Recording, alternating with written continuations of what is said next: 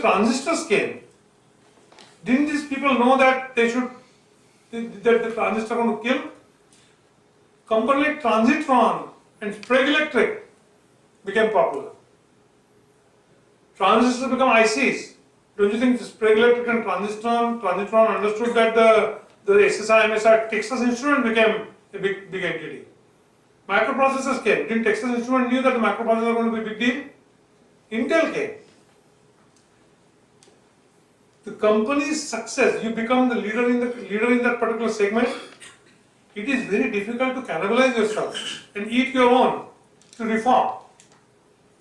DEC was the largest mini computer company. DEC could not cannibalize itself. So DEC's thing was, okay, I'll take IBM, I'll go vertically up. But there are people that came from the bottom, and they DEC up. DEC had writings on the wall. Very simple. I'll give a very simple example. The manufacturing cost of VAX 780. It was the extended hex cards. There are 22 cards, in a chassis. Okay. The entire FAMT cost of 22 extended hex cards with operating system out the door from Westminster factory was $4,800.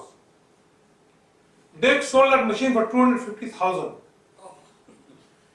$250,000.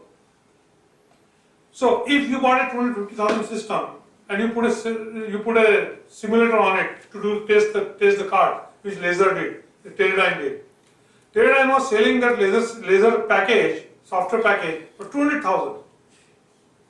Okay, $250,000 system, $250,000, it matched. Okay, and did okay. Apollo comes in and introduced a workstation for $15,000. Okay. The Teledyne did not want to sell it for 15. Neither DEC wanted to develop a workstation. Guess what? Some third company, Hilo and some other companies came in and they started selling packages for 15,000. They came and delaminated, and all of a sudden the total solution was 30,000. Apollo cleaned up DEC's market.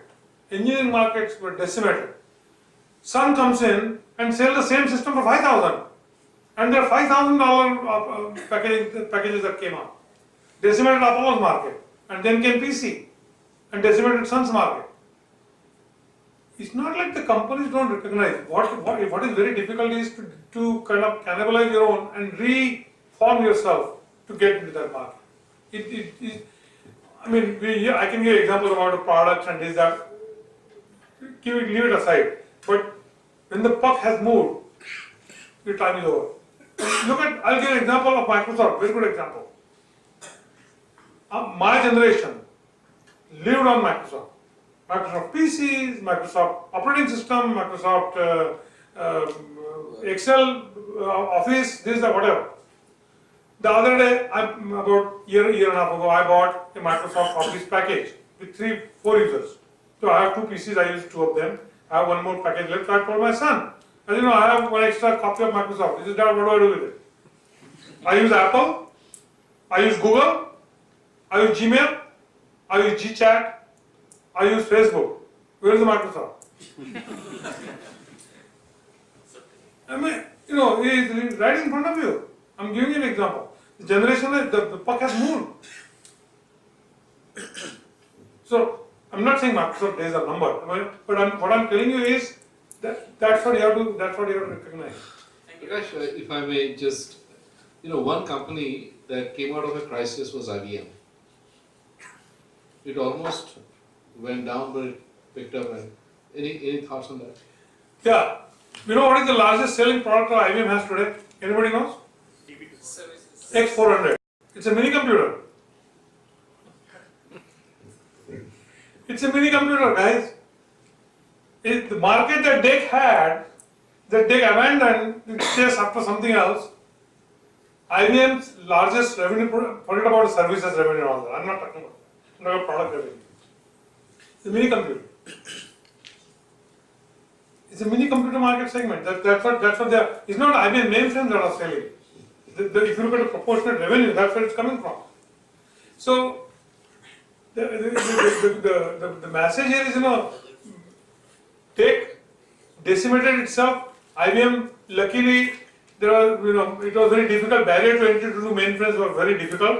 It sustained and it survived. And what was their mini computer, which was like their I shouldn't say second class citizen within IBM, now has become the golden hair boy. Yeah.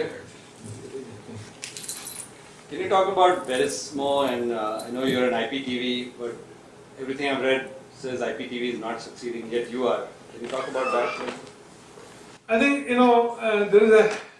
there is a lot of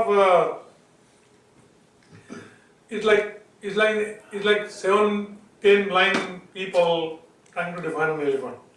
IPTV to me is like that, because IPTV to different people mean different things. Okay. The perspective of what was called an IPTV is that the people produce a system that is a very closed loop system that provides a video as a packet on an internet protocol. Okay, that was what originally started.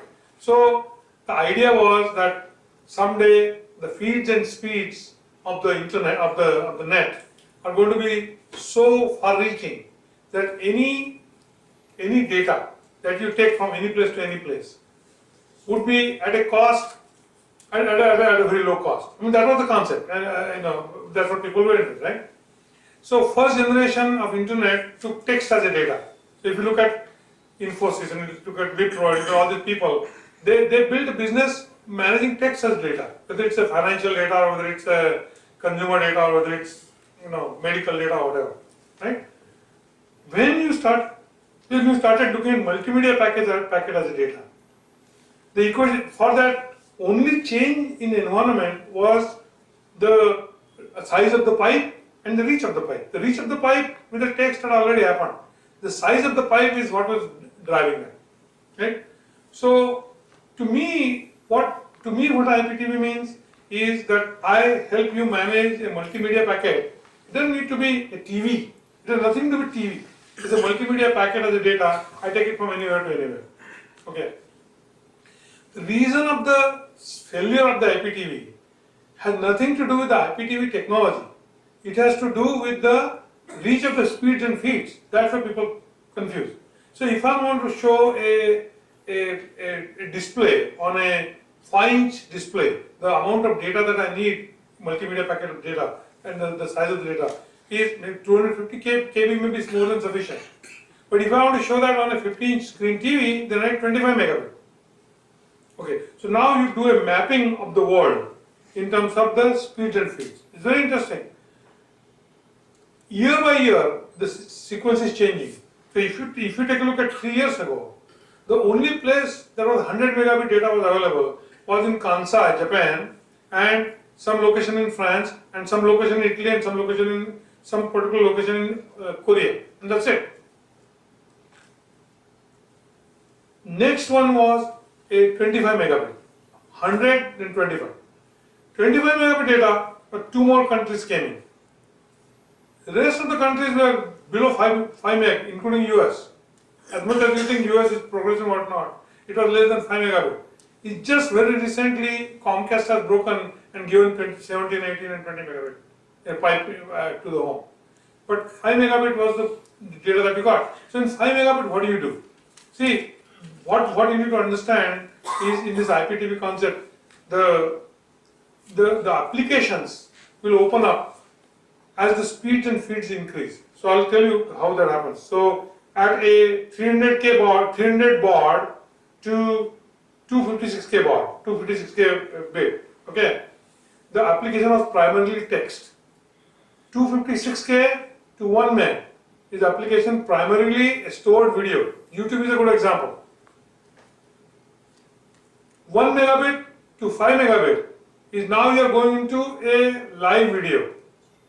5 megabit to 25 megabit you are getting into HD video, and 25 to 100 meg, then the different set of applications are open up.